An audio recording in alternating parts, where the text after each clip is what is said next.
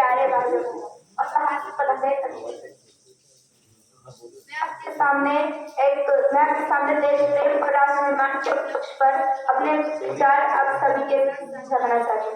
इसमें कुछ गलती हो तो मुझे सुनो।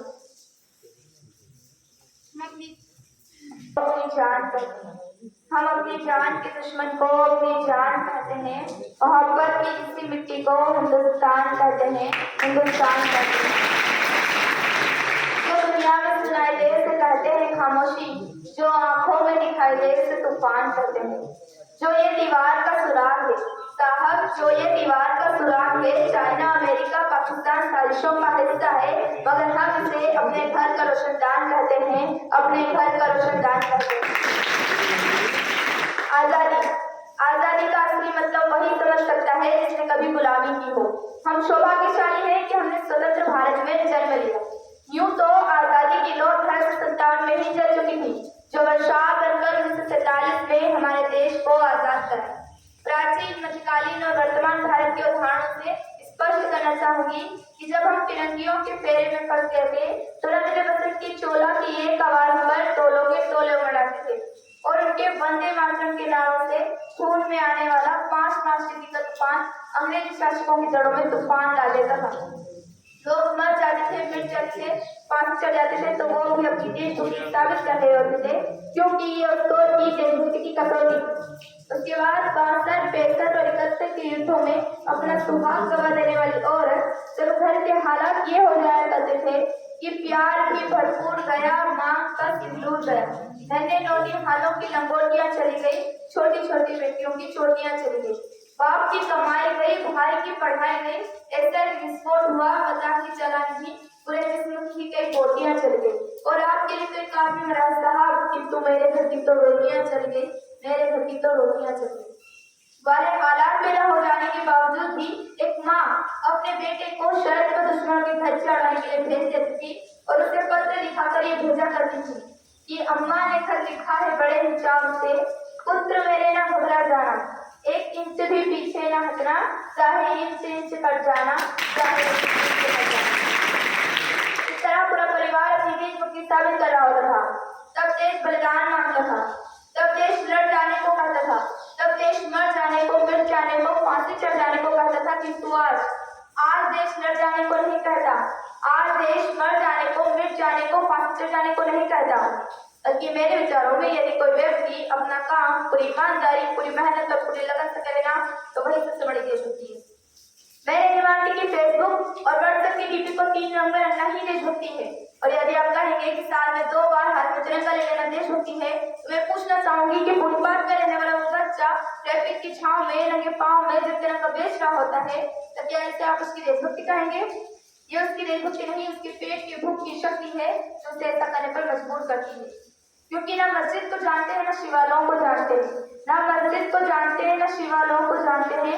जो पेट के भूखे होते हैं ना, वो सिर्फ भोजन के निवालों को जानते हैं, वो सिर्फ भोजन के निवालों को जानते हैं।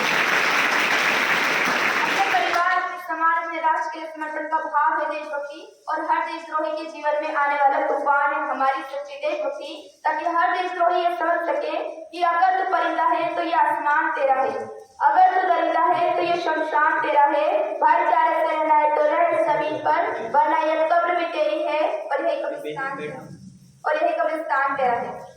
लेकिन एक देशद्रोही से ज्यादा देशभक्ति तब आहत होती है जब एक बेटा अपने बड़े माँ बाप को वृद्धाश्रम की चौखट पर छोड़ाता है। उठती है वो देशभक्ति जब मुसीबत में फंसे लोगों की जान बचाने से ज्यादा हम सेल्फी लेकर अपने लाइफ बढ़ाने में लगे रहते हैं। आज के दौर में वो युवा जिनके ऊपर जिम्मेदारी थी अपने परिवार, अपने समाज में राष्ट्र की आशाओं को बांधे रखने की, वही युवा 4x4 इंच की छोटी सी स्क्रीन पर अपनी कोमल अंगुलियों के मिशन मारने से अपनी भावनाओं की इमोजी भेज रहा है। 4 बोतल वोडका, काम मेरा रोजगार ने भारत का भविष्य तबाह कर रखा है। हमने ऐसे समाज में जीते हैं जहाँ लड़कों से बात करता देख जो भाई हटकाते हैं, लड़कों से बात करता देख जो भाई हटकाते हैं, वही भाई अपनी गर्लफ्रेंड के किस्से घर में हंसते सुनाते हैं। और मैं बता दूं, आज महिला सुरक्षा के मामले में आज भी 4थे नंबर पर आते हैं।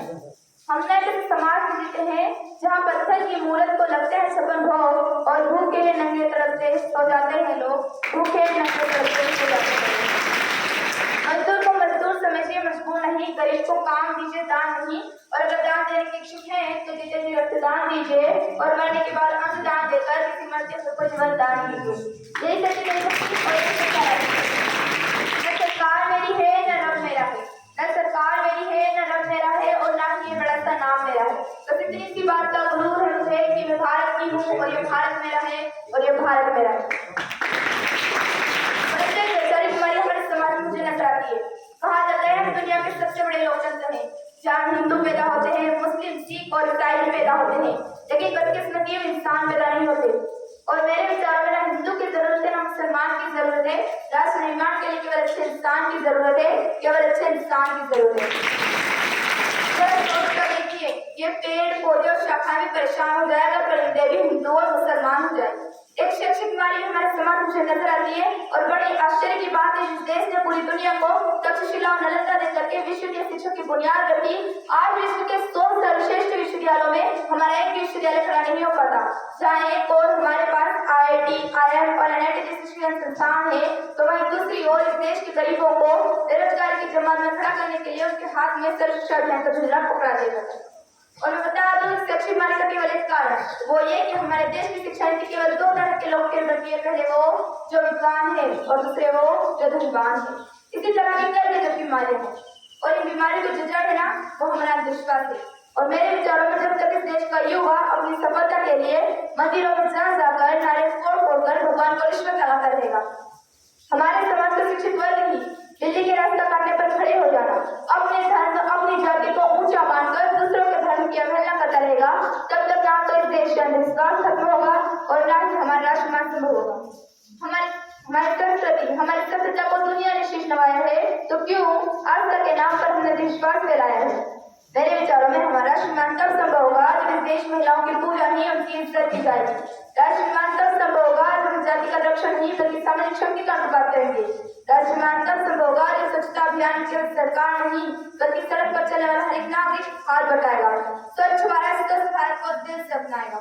हमारा राष्ट्रमान तब संभव होगा जब एक गरीब बच्चा मध्याह्न भोजन के लिए नहीं बल्कि यानाचन के लिए सरकारी स्कूल की चौखट पर कदम रखेगा। और हमारा राष्ट्रमान तब तक संभव नहीं होगा जब तक एक नागरिक नैतिक रूप से सटीक, चारित्रिक रूप से भ्रष्ट, मानसिक रूप से दिवालिया, धार्मिक रूप से अंधा, राजनीतिक रूप से गंदा और स्वैच्छिक मान मूल्यों के आंकड़ों में जिन चिन्ह पे बद्रमयी अखंड भारत को खंड खंड करता रहेगा, तब तक हमारा राष्ट्रमान संभव नहीं होगा।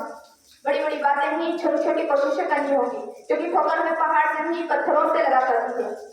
I being an Indian, I being a student, I being a symbol of this motherland, be proud to be an Indian। और मैं सैल्यूट करना चाहूंगी शरद का दिन रात हमारी रक्षा के लिए खड़े जवान को, इस देश की पुलिस प्रशासन और किसान और इस देश के हर उस व्यक्ति को जो अपना काम पूरी ईमानदारी, पूरी मेहनत और पूरी लगन से करते हैं, जिनके बिना राष्ट्र निर्माण की कल्पना करना भी असंभव सा लगता है। तो आज मैं इस मंच पर पूरी जिम्मेदारी के साथ भारत की बेटी यह कहती हूँ कि हमारा राष्ट्रमान तब संभव होगा जब हम सभी, मैं आप हम सब मिलकर प्रयास करेंगे, क्योंकि हमारे देश की जिम्मेदारी नहीं हमें आगे ले जाने की, हमारी जिम्मेदारी अपने देश को आगे ले जाने की, अपने राष्ट्र को आगे ले जाने की, अपने वतन को आगे ले जाने की।